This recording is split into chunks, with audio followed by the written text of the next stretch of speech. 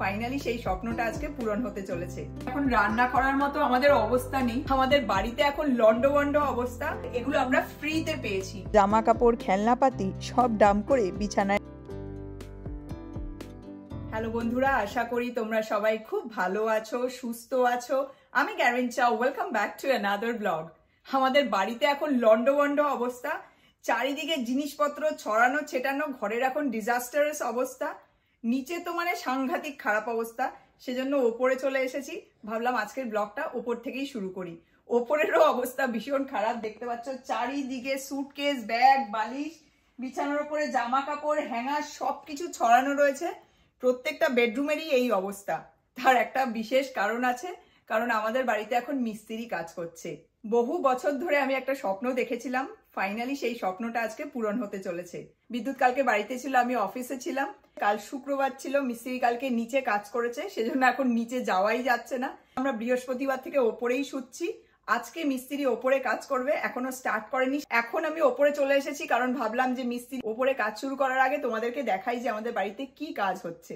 আমাদের হোম ট্যুরের ব্লগে যখন আমাদের বাড়িতে আমি তোমাদেরকে পুরো ঘুরে দেখিয়েছিলাম, তখন প্রত্যেকটা ঘরের সাথে যে ক্লজেট গুলো আছে সেগুলোও দেখিয়েছিলাম।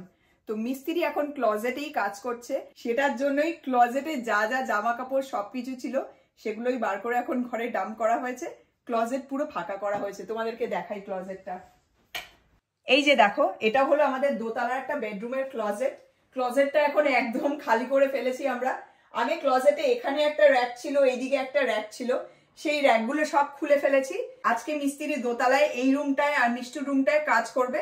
তো আমরা এখানে কাস্টম ক্লজেট বিল্ড করছি, যাতে জামা কাপড়গুলো সব অর্গানাইজড ওয়েতে রাখতে পারি।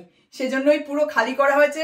চারিদিকে জামা কাপড়, ব্যাগ ট্যাগ সব ছড়ানো লন্ডভন্ড অবস্থা। মিস্ত্রি এখন আমাদের বেডরুমের ক্লজেটটা করছে, আর ওইদিকে আরো একটা ক্লজেট আছে, সেটার কাজ চলছে। ওটা শেষ করে আজকে ওপরেরটা করবে। সেজন্যই ভাবলাম যে এই দিকটা করার আগে তোমাদেরকে দেখাই যে আগের ভিউটা কেমন ছিল, আর ক্লজেট করার পরে তোমাদেরকে দেখাবো। উনি যখন ওপরে এসে কাজ করবেন সেটাও চেষ্টা করবো তোমাদের সাথে শেয়ার করার। তো এই হলো আপডেট। জবে থেকে আমরা বাড়িতে মুভ করেছি সেদিন থেকেই আমার ইচ্ছে ছিল যে প্রত্যেকটা রুমে কাস্টম ক্লজেট থাকবে, কারণ দেখতে খুব ভালো লাগে, জিনিসপত্র অর্গানাইজড ওয়েতে রাখা যায়। কিন্তু বুঝতেই পারছো বাড়িতে নানান ধরনের কাজকর্ম থাকে, টুকটাক করে অনেক কিছুই করতে হয়, আর এগুলো তো যথেষ্ট এক্সপেন্সিভ। সেজন্য প্ল্যান করে এত বছর লেগে গেল আমাদের করতে।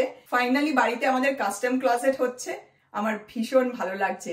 বহু বছর ধরে দেখা আমার একটা স্বপ্ন আজকে হচ্ছে পূরণ।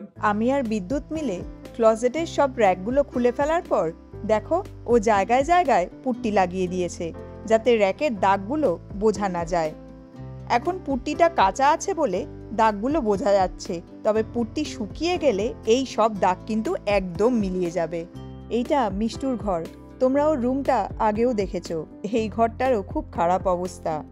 ক্লজেটে কাজ হবে বলে ওর সব জামা কাপড়, খেলনাপাতি সব ডাম্প করে বিছানায় রেখে দিয়েছি। সারা বাড়ির চারিদিকে এখন জিনিসপত্র ছড়ানো। আমি এখন আমাদের সামনের বারান্দায় চলে এসেছি, আর আকাশ এখন একদম মেঘলা। রোদ ওঠেনি, আর সারাদিনে আজ উঠবেও না। কেমন একটা মন খারাপ করা যেন ওয়েদার। তবে আমার মন কিন্তু একদমই খারাপ নয়, আজ আমি ভীষণ এক্সাইটেড। ওই যে দেখো, যিনি আমাদের ক্লজেট বিল্ড করছেন, ওটা ওনার ট্রাক। ওখান থেকেই পার্ট বাই পার্ট ক্লজেট বানানোর সব জিনিসপত্র উনি ভেতরে নিয়ে যাচ্ছেন, আর ভেতরে সব নিয়ে গিয়ে তারপর ক্লজেটে সব সেট আপ করবেন। মাপ অনুযায়ী সব কিছু কেটে একদম রেডি করে নিয়ে এসেছেন।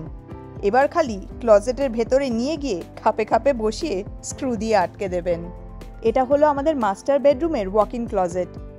এখানেও ক্লজেটের ভেতরে যে র্যাকটা লাগানো ছিল সেটা আমরা খুলে ফেলেছি।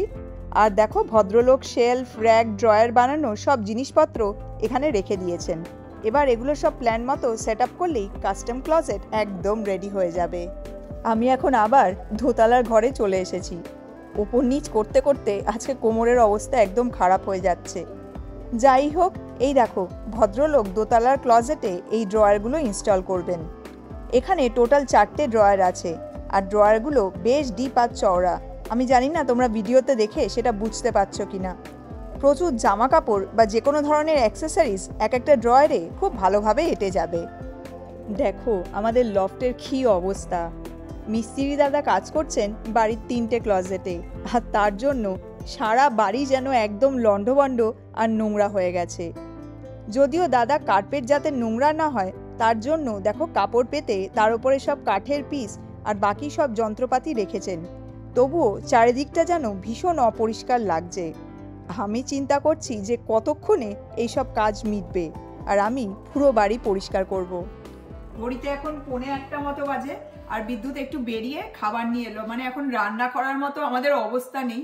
3 দিন থেকে এই চলছে, জামা কাপড় চারিদিকে এত ছড়ানো ছেটানো রয়েছে, মাথাও আর কাজ করছে না। সেজন্য বিদ্যুৎ বেরিয়ে দেখো একটু প্যান্ডা এক্সপ্রেস থেকে খাবার নিয়ে এসছে।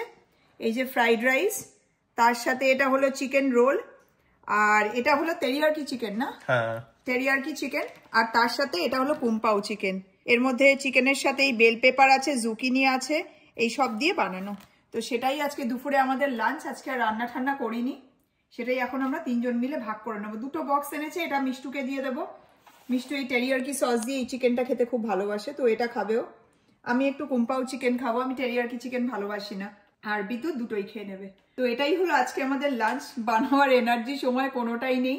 তোমরা জানো যে বাইরের খাবার বা রেস্টুরেন্টের খাবার আমরা খুব একটা খাই না, মোটামুটি সবকিছুই বাড়িতে বানাই।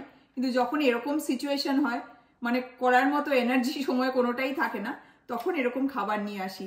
এটা বলতে পারো এখানকার আমেরিকান কাম এশিয়ান রেস্টুরেন্ট।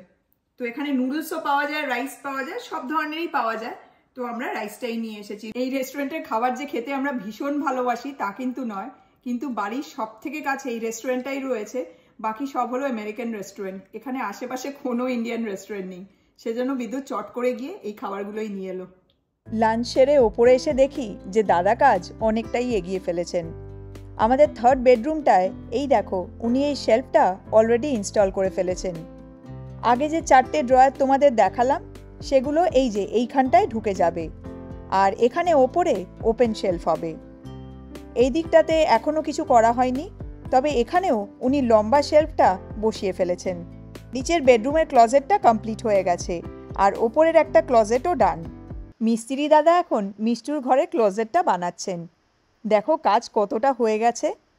কাঠের পিসগুলো বসিয়ে যা স্ক্রু দিয়ে আটকে দিচ্ছেন। এই যে দেখো মিষ্টুর ক্লোজেটে ড্রয়ার ইনস্টল করছেন। ড্রয়ারগুলো সব উনি মাপ নিয়ে অলরেডি তৈরি করেই নিয়ে এসেছেন, এখন জাস্ট চ্যানেলে বসিয়ে দিচ্ছেন।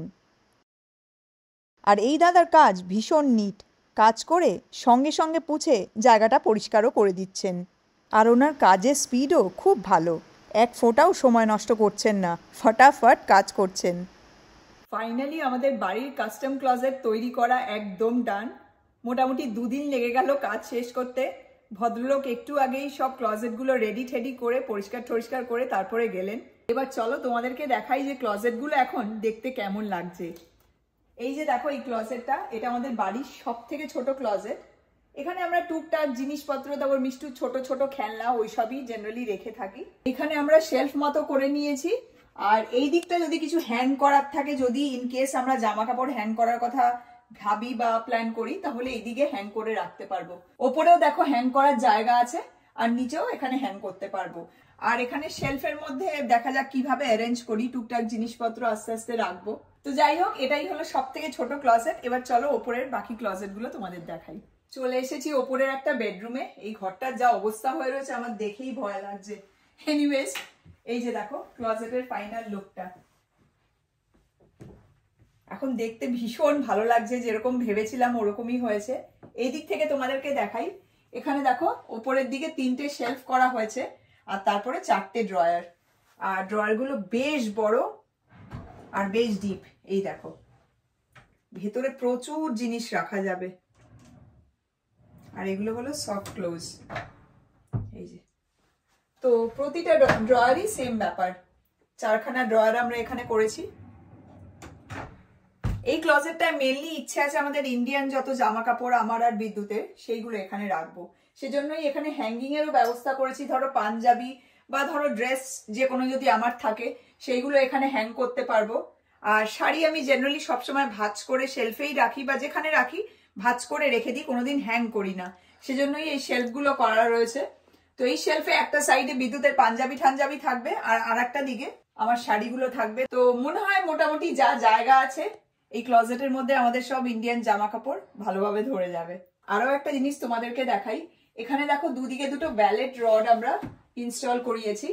যদি কিছু জিনিস আমাদের হ্যাং করে রাখার থাকে, ধরো পাঞ্জাবি বিদ্যুৎ পড়ে এসে তারপর এখানে ঝুলিয়ে রাখলো, বা ধরো দেখার জন্য যে জিনিসটা কিরকম লাগবে দেখতে, শাড়ি পাঞ্জাবি বা ধরো সালোয়ার স্যুট কোনো কিছু এখানটায় ঝুলিয়ে আমরা দেখতে পারি। দুদিকে দুটো আছে, দুজনের যদি ম্যাচ করতে হয় দুটো সাইডে এক্স্যাক্টলি ঝুলিয়ে রেখে। তো দুটো লাগিয়ে নিয়েছি।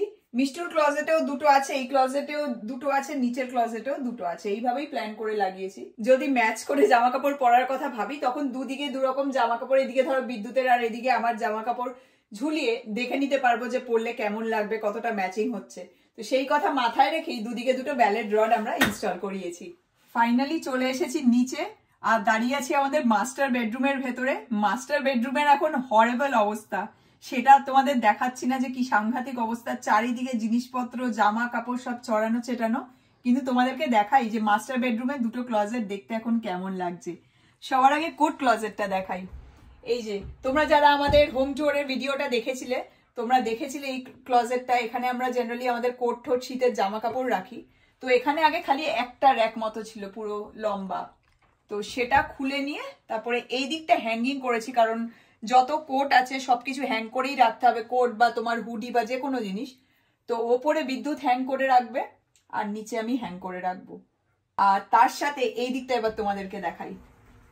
এই দিকটা আমরা শেলফ মতো করে নিয়েছি, যদি কোনো জামা কাপড় রাখার হয় তাহলে এই দিকেও রাখতে পারবো। তো এখানে অনেকগুলো শেলফ আছে, একটা দুটো তিনটে চারটে পাঁচটা, 5খানা শেলফ। আর প্রত্যেকটা শেলফই দেখো অনেকটা চওড়া, তো জামা কাপড় রাখতে কোনো অসুবিধা হবে না, ভীষণ স্পেশিয়াস। এইটুকু জায়গার মধ্যে খুব সুন্দর করে এটা ডিজাইন করে দিয়েছে। আর উপরে এখানেও একটা শেলফ আছে, এই যে হ্যাঁ ওইদিকে হ্যাঙ্গিং এর উপরে, আর এখানে একটা ব্যালেট রডও আছে। এদিকেও আমরা লাগিয়ে নিয়েছি, জানি না এটা কতটা ফাংশনাল হবে, বাট এদিকেও একটা লাগিয়ে নিয়েছি। অ্যাকচুয়ালি এই ব্যালেট রড গুলো লাগাবার একটা কারণ আছে, এগুলো আমরা ফ্রিতে পেয়েছি।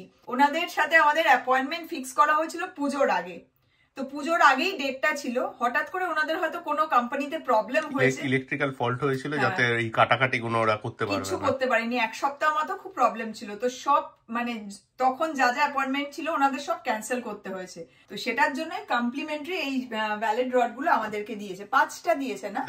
না 5টা না, 2 2 4 5 6 7 7খানা দিয়েছে। 7খানা দিয়েছে। তো দিয়েছে যখন ভাবলাম এগুলো নিয়ে নি, তো সেটার জন্য প্রত্যেকটা ক্লজেটে, ওপরে ক্লজেটে আমরা আমাদের ইন্ডিয়ান ক্লজেটে দুটো লাগিয়েছি, মিষ্টুর ক্লজেটেও দুটো, আর এই ঘরে দুটো, আর এখানে একটা লাগিয়ে নিয়েছি। এখন সব থেকে বড় চ্যালেঞ্জ হলো জিনিসপত্রগুলো গুছিয়ে রাখা। যেহেতু আমাদের এটা মাস্টার বেডরুম আর রেগুলার পরা জামা কাপড়, অফিসের জামা কাপড় সবকিছু এখানে থাকে, এটা আমাদের ইমিডিয়েটলি করতে হবে। আমার দেখেই গায়ে জ্বর আসছে যে কিভাবে শেষ করব এত কিছু, সেটা একটা বড় চ্যালেঞ্জ। এনিওয়েজ চলো এবার এই বড় ক্লজেটটা তোমাদেরকে দেখাই।